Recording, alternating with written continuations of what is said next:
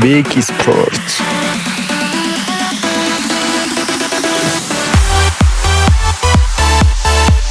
ውድ የቻናላችን ቤተሰቦች ማንቸስተር ዩናይትድን ወደሚመለከቱ አጫጭር ስፖርታዊ መረጃዎችን ይዘን ወደ እናንተ መተናል።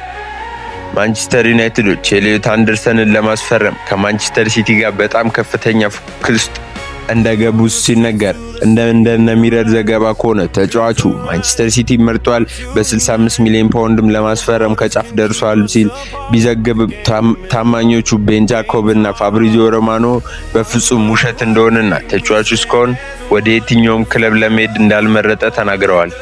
ቤን ጃኮብ እንዳለው ከሆነ ማንቸስተር ዩናይትድን ወይስ ማንቸስተር ሲቲ የሚለውን ተጫዋቹ እስካሁን እንዳልወሰነና ማንቸስተር ሲቲዎችም ንግግር እንዳደረጉ ተናግሯል። ግን ማንቸስተር ዩናይትዶች ከመጋረጃ ጀርባ ብዙ ስራ እየሰሩ እንደሆነና ተጫዋቹን እንዲህ በቀላሉ እንደማይለቁትና ማንቸስተሮች ማስፈረም ከሚፈልጉት አማካኝ ቁጥር 1 ኢላማ አድርገው እንደያዙ ሲነገር ማንቸስተር ሲቲዎችም የነ በርናንዶ ሲልቫ መልቀቅ ተከትሎ የማንቸስተር ሲቲ ቁጥር 1 ኢላማም እሱ መሆኑ ተነግሯል። እና የዚህ ዝውውር መስኮት በጣም ስሙ በተደጋጋሚ ከምንሰማው አሰልቺ ዝውውር ከሚሆኑት ውስጥ አንዱ ተሆኖ ይጠበቃል። ማንቸስተር ዩናይትድ ግን ኤሊዮት አንደርሰንን የሚነጠቁ ከሆነ ሁለተኛ አማራጫቸው ሳንድሮ ቶናሊ ነው። የኒውካስትሉ ሳንድሮ ቶናሊን ደግሞ በጣም ከፍተኛ ደሞዝና በጣም ብዙ የዝውውር ገንዘብ የሚያስወጣ በመሆኑ ምክንያት ማንቸስተር ዩናይትዶች ይሄን ማድረግ ካልፈለጉ ካርሎስ ባሊባን ሊያስፈርሙ እንደሚችሉ ተነግሯል። ካርሎስ ባሊባ አምና ከማንቸስተር ጋር በጥብቅ ሲያዝ የነበረ ተጫዋች ነው።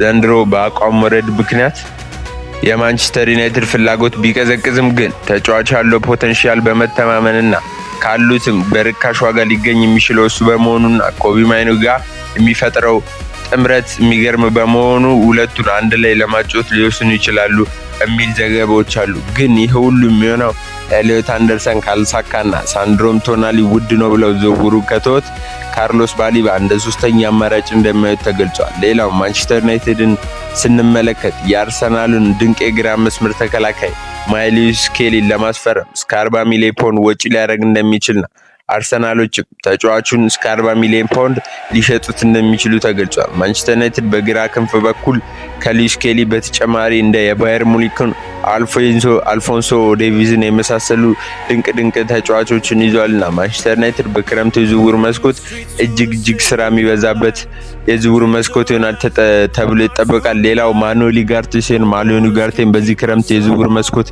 ይለቃል ተብሎ ይጠበቃል። እናም ጋላታሳራይ ቀንደኛ ተጫዋቹ ፈላጊ እንደሆነ ተገልጿልና ማኑኤል ኡጋርቴ የሚለቅ ከሆነ ማንቸስተር ዩናይትድ ሁለት ብቻ ሚድፊልደር ላያስፈርም ይችላል፣ ሶስትም ሊሆን ይችላል። ምናልባት ግን ሁለት ሚድፊልደሮችን የማስፈረሙ ነገር የተረጋገጠ ይመስላል።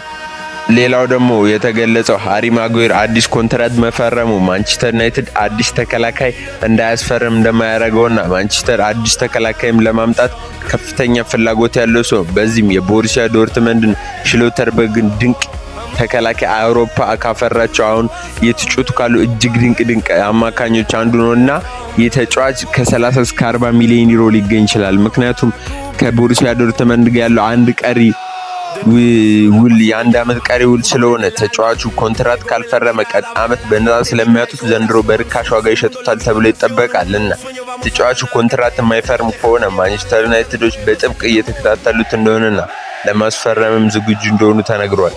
ውድ የቻናላችን ቤተሰቦች የዕለቱ አጫጭር ስፖርታዊ መረጃዎች እኚህን ይመስላሉ።